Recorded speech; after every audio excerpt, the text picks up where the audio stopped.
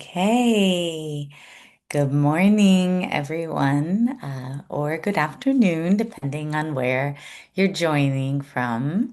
Welcome to our session. Today's session is session 3 in our Spring into Summer series. And we are focusing this series on ending the year while we continue to cultivate habits of care. And today's session focuses on the Flourish curriculum as a resource that we want to make sure you know about, that you can utilize in your schools and classrooms and after school programs, wherever you might be joining us from. And my name is Erin. I'm the Director of Curriculum and Instruction here at Pure Edge, also a national trainer, and I'm happy to be your host today. Now, many of you already know us, but if some of you are joining for the first time, Pure Edge is a private operating foundation, and we provide direct service to organizations through professional development and strategy thought partnership. A majority of our work is in the education sphere. We do lots of work supporting educators and the learners in their care. Okay, so our session today, the curriculum that we're highlighting, Flourish, is not only from Pure Edge. So Flourish is the result of a collaboration between all of these entities that you see on the screen. The Compassionate Schools Project, the University of Virginia, and of course, Sonia Jones and the Hemera Foundation. So all of these entities work together to support the creation of this wonderful resource. But before we dive deep into Flourish, I thought we would start with a fun poll since it is the spring into summer session. And I don't know about where you guys are, but it's been hot this week in my neck of the woods, as they say. So when it's hot outside, what treat do you prefer? Do you prefer an ice cream or a popsicle, or maybe you prefer something else? And if it's something else, go ahead and tell us what that might be in the chat. If the chat's not working, sometimes our chat is closed. It looks to me that it's open today, but sometimes it's a different view for you all. If the chat's not available to you, you can go ahead and share in the Q&A. So we'll wait a couple, not a couple minutes, a couple moments, make sure everyone has a chance to vote. And let's see. Okay. I'm a little admittedly surprised by the results. The popsicle has won. So 75% of our attendees prefer the popsicle on a hot day. It is a little more refreshing, I will say that. I guess I like both depending on, what else is going on. Whether I really am dehydrated, then I'm going to go for the pop. Um, Okay, so that just gets us a little bit in the summer mindset. Thanks for participating. And now we're going to start with our practice. So, in our Pure Edge webinars, they're always experiential. So we're teaching you about the curricula that we have, but we also want you to really get a taste of what it feels like to experience these practices and these strategies. So you'll get the most out of your time if you can try not to multitask and really participate, especially in the strategies that we share. So this first one, all of our strategies today come from the Flourish curriculum. And the first one is called calming and focusing. So it's a two-part strategy. So starting with the calming section, I'm going to invite you to come into a comfortable sitting position. If you're in a chair, you want to uncross your legs. And if it's accessible for you, the feet are on the floor and you're sitting away from the back of the chair so you can sit up a little bit tall. If you're sitting on the floor or on a couch or in your more like relaxed position, it's okay to sit cross-legged if that feels good in your body. And then you can bring one hand to your belly and one hand to your heart. And in the Flourish curriculum, they always refer to um, this placement as your anchors.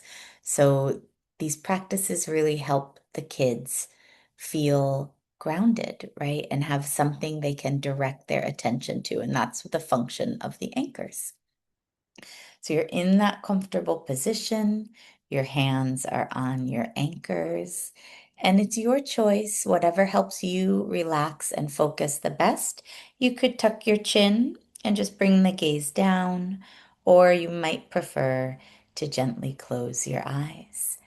And now let's just start breathing in and out the nose.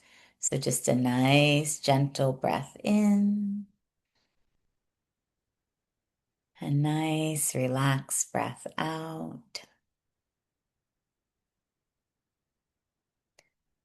Just breathing nice and slow. Gentle breath in.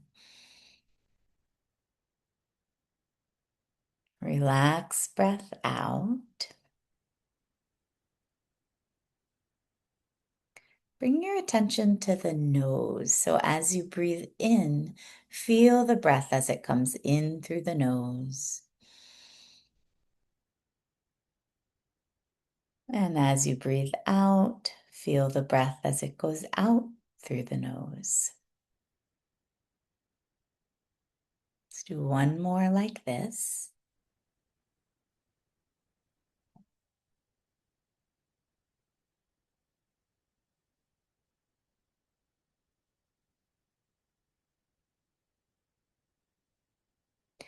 And this time, as you breathe in, notice what happens with your hands, right? So breathing in, feeling the belly expand, feeling the chest expand. And then as you breathe out, feeling the chest sink down and feeling the belly relax. Let's do one more.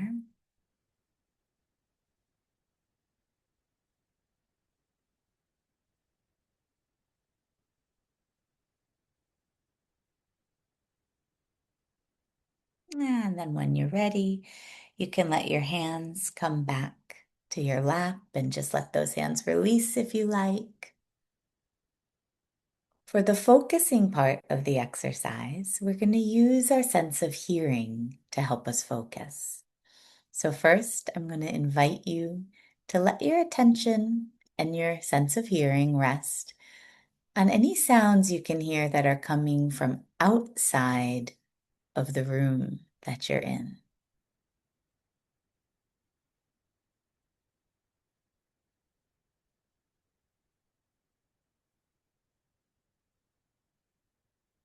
And just allowing your ears to take in those sounds.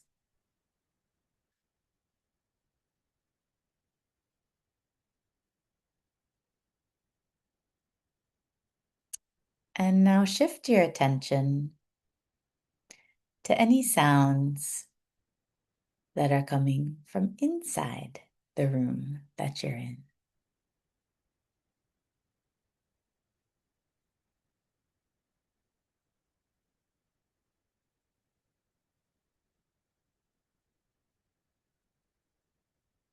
And shifting your attention one more time. And see if you can notice again the beating of your heart, maybe the sound of your breathing, any sounds that are coming from inside of you.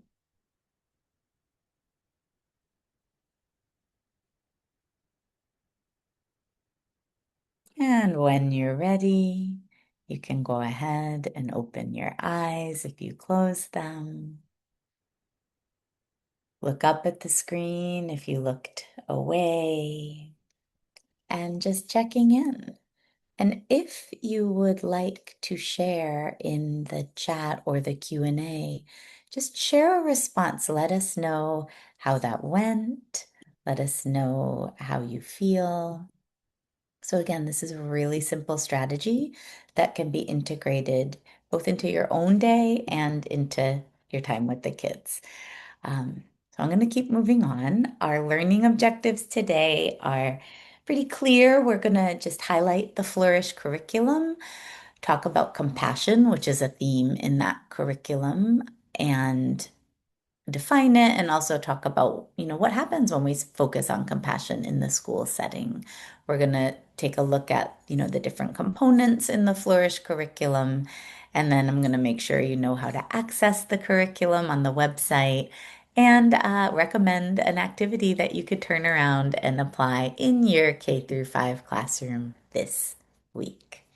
So, definition of compassion. Compassion means to show care or kindness when someone is in need. Right? So it's a pretty simple thing.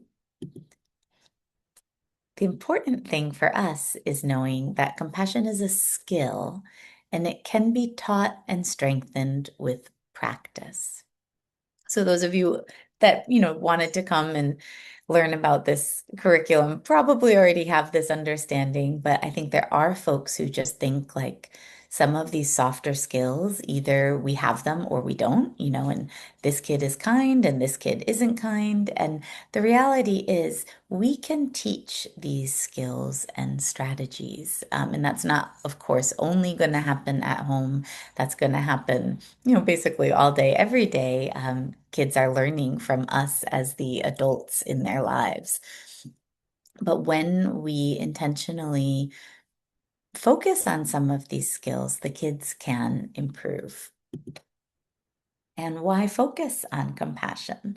So this is a result of a research study with a randomized controlled trial with 43 K through 5 elementary schools who implemented Flourish. And across 2 years, what they saw in the learners was the kids experienced greater social self-efficacy, which is basically their beliefs about themselves in social situations. So the kids started to believe that they had skills in social situations, right? So they believe that, I can make a friend, I can handle a conflict with a friend. I can, I'm maybe a child that would prior have felt a little nervous or insecure.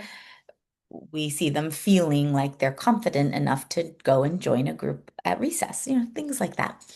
Uh, the kids also had greater perceived peer support. So again, this is focusing on their feelings, first about themselves with the self-efficacy, second, feelings about the peers, feeling that peers are kind, available, helpful, caring, accepting, right? So their beliefs about themselves and their classmates changed through participating in this curriculum.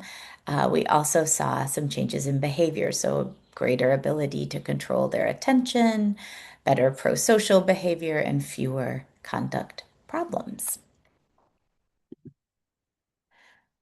When we think about implementing a compassion-based curriculum in a school, it's not just the curriculum alone. It's not just like do the lesson and then we're done with it, like check the compassion box off your list. We're really thinking about how to shift the culture of the school, right? So that includes adults modeling these behaviors, not only during the compassion lesson, but throughout the school day and throughout the school year. Adults are modeling compassion. They're embodying some of these skills and abilities that we want the kids to be able to embody.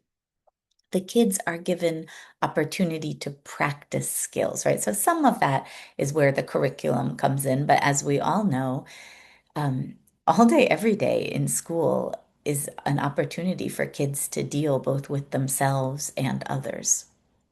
So if we're trying to shift the culture. It's like we're trying to shift into that mode of curiosity and self-understanding and, giving chances to improve. And yeah, finally, overall, we're just trying to shift the culture. So it's not just a lesson, it's a whole like system that we want to try to implement. At the same time, the lessons are helpful, right?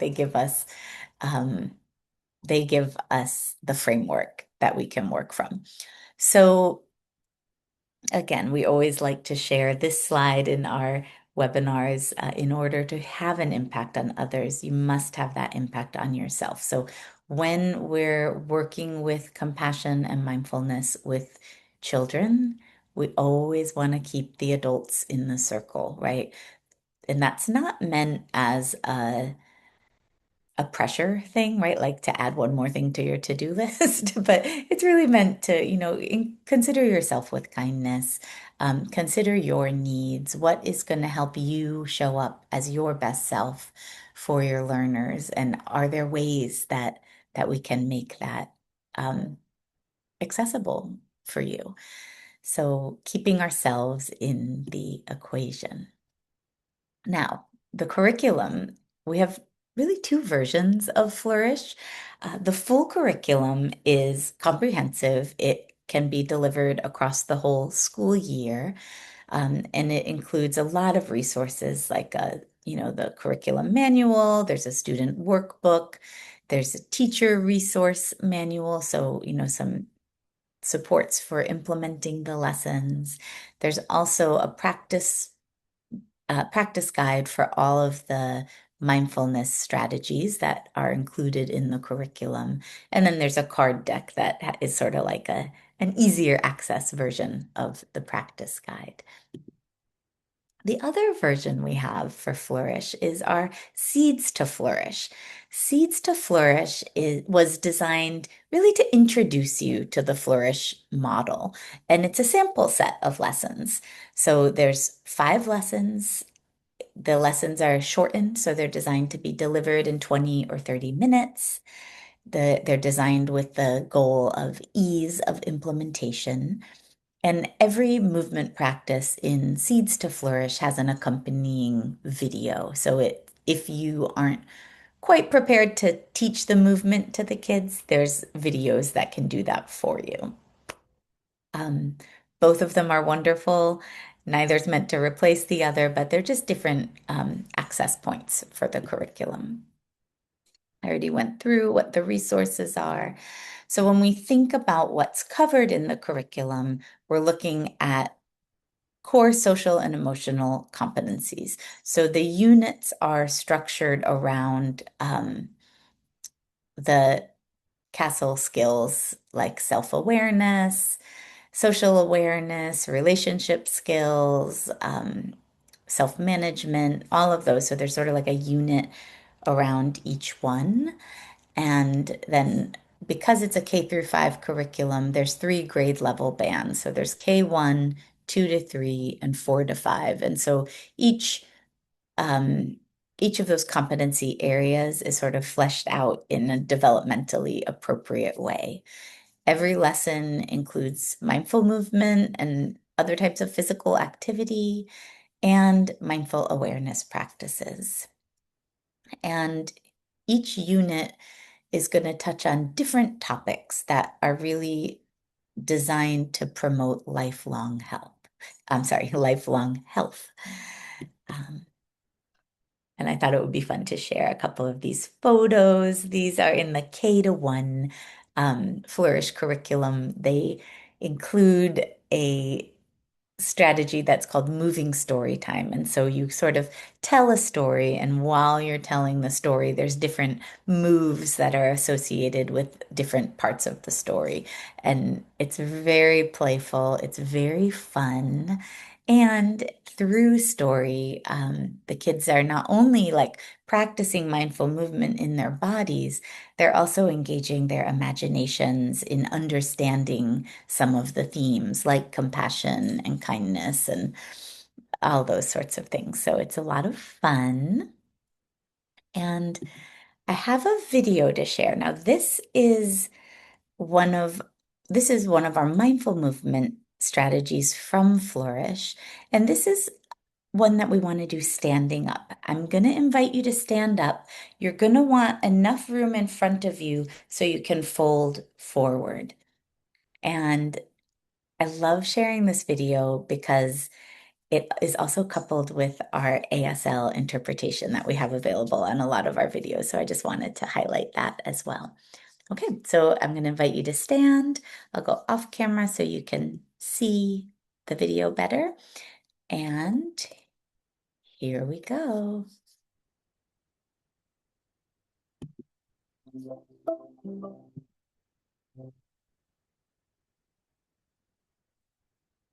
Start in mountain. For swaying palm, inhale, arms up. Keep your feet where they are and exhale, lean to one side. Inhale, come up. Exhale, lean to the other side. Inhale, come up. Exhale, lean. Inhale, come up. Last one. Exhale, lean. Inhale, come up. And for trident, exhale, bend your elbows. Inhale here. Exhale, twist to one side. Inhale, center. Exhale, twist to the other side. Inhale, center. Exhale, twist. Inhale, center. Last one. Exhale, twist. Inhale, center.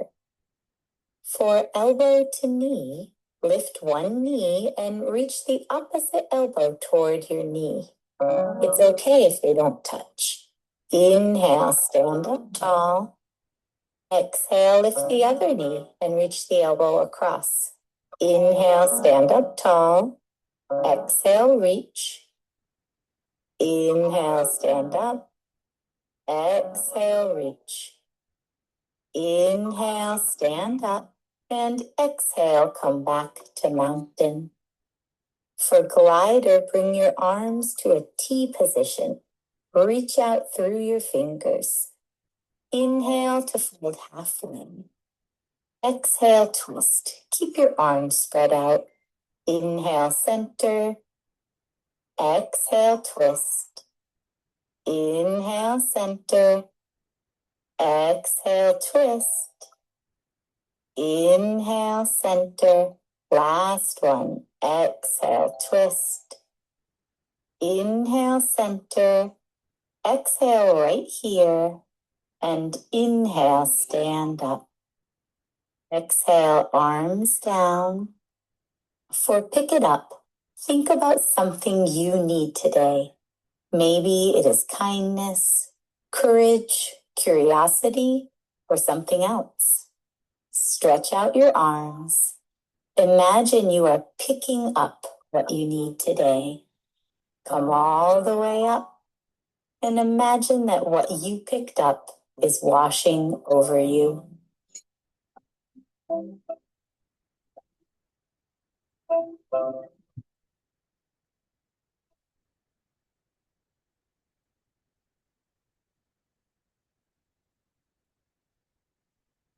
Okay, I hope that was helpful for you. I hope it felt good. We don't always do a lengthy sequence in these webinars, but I thought it would be a fun one to check out. So again, feel free to share responses in the Q&A or the chat if it's available to you.